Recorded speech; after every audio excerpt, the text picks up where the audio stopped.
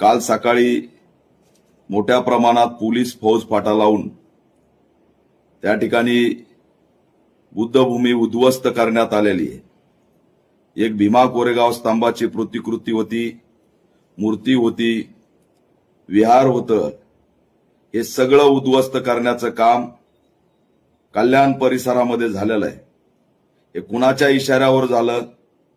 खासदार श्रीकांत शिंदे यांच्या इशाऱ्यावरती हे सगळं घडवण्यात आलेलं आहे।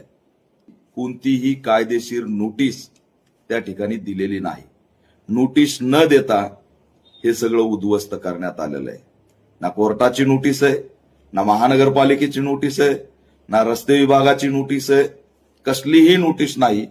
जेसीबी येतात, पोलीस येतात आणि दादागिरीने हे सगळं उद्ध्वस्त करतात। या दादागिरीशाहीचा आम्ही निषेध करतो। भिक्खू संघाने मला थेट नाव सांगितलंय, खासदार श्रीकांत शिंदे हेच या सगळ्या कारवाईच्या मागे आहेत।